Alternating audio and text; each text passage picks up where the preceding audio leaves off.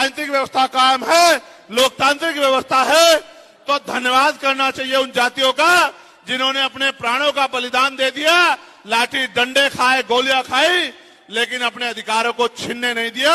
सब लोगों को उनका धन्यवाद करना चाहिए। लेकिन दुश्मन का ये षड्यंत्र है और दुश्मन बड़ा समझदार है। दुश्मन जानता है कि 2 अप्रैल 2018 के बाद में ये दलित समाज एकजुट हो गया था। जब दलित समाज एकजुट हुआ तो वो ये सोचने लगे कि इनकी एकता को कैसे तोड़ा जाए। आप और मैं जानते हैं, जब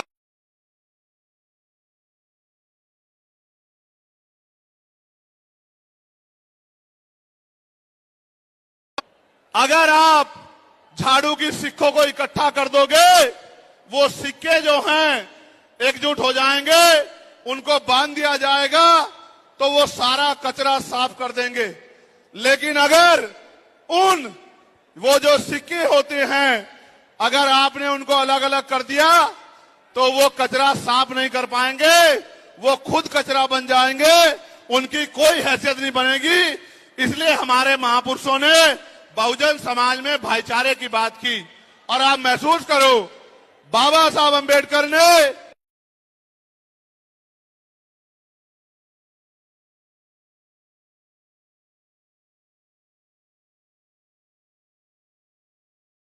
अपने विरोधियों, बैरियों के खिलाफ संघर्ष भी करना है, अपने अधिकारों के लिए संघर्ष भी करना है। मैं जब देश के बाहर गया तो मैंने देखा कि वो लोग तरक्की कर रहे हैं, उनकी जिंदगी खुशहाल है, उनकी जिंदगी अच्छी बन रही है। लेकिन उनकी जिंदगी तो अच्छी बन रही है, लेकिन 75 साल की आजादी के बाद आज भी भारत में 80% लोग ऐसे हैं जो रोटी कपड़ा मकान से वंचित है, जिनको इज्जत की जिंदगी नहीं मिल रही। तो मैं ये देख रहा था, मुझे बड़ी खुशी हो रही थी। लेकिन जब मैं भारत की तरफ देखता हूं तो बड़ी निराशा हाथ लगती है। फिर ये महसूस करता हूं कि आज जो कुछ हमारे पास है वो हमारे महान पुरुषों की संघर्ष की वजह से है। अगर हमारे महान पुरुष संघर्ष नहीं करते तो जो आज हमें मिला है ये भी हमें किसी कीमत पे नहीं मिलता। आप जानते हैं, हमेशा आरक्षण के खिलाफ चाहे सुप्रीम कोर्ट हो या मनुवादी दल हो, सब लोगों ने आरक्षण को समाप्त करवाने के लिए एड़ी चोटी के जोर लगा दिए। और इसका सबसे बड़ा हमला इस पे कब हुआ, जब 10% EWS लागू हुआ। मुझे माफी चाहते हुए कहना है कि हमारे दलों ने भी हाथ उठा के, जो हमारे पूर्व के दल थे, उनका समर्थन किया, जबकि वो आरक्षण पे सबसे बड़ा हमला था। अगर उसी दिन हम लोगों ने सड़कों पे निकल के अपनी आवाज को उठाया होता तो किसी की मां ने दूध नहीं पिलाया होता कि वो दोबारा आरक्षण पे हमला करने के बारे में सोच लेता। ये भाजपा के लोग जो सत्ता में बैठे हैं, इन्होंने वोट तो आपसे हमसे ली धर्म के नाम पे, भाईचारे के नाम पे, लेकिन सत्ता में आके ये लोग अपने लोगों का काम करने लगे, अपने महापुरुषों की विचारधारा को आगे बढ़ाने लगे। और हम लोग रोटी रोटी के लिए मोहताज लोग, जुल्म जाति के शिकार लोग परेशानी की जिंदगी जीने लगे।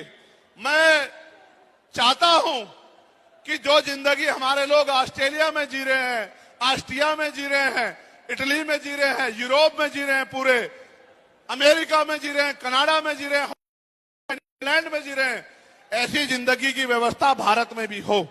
लेकिन ये तभी संभव है जब राजनीतिक शक्ति हमारे पास हो।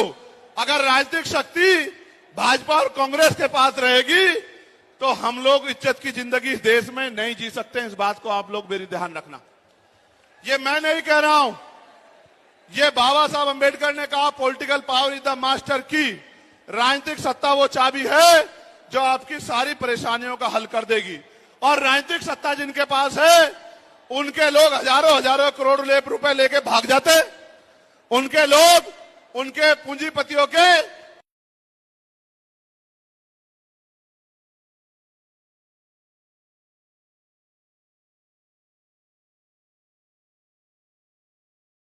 लिख के आपको जेल भेजने का काम सरकार कर देगी और आपके घर की कुर्की भी करा देगी।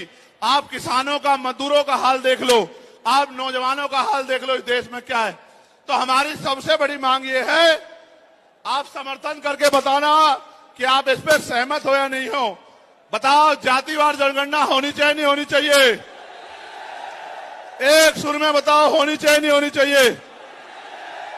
साथ साथ इस देश में जातिवार जनगणना के साथ साथ जितने भी सरकारी संस्थान हैं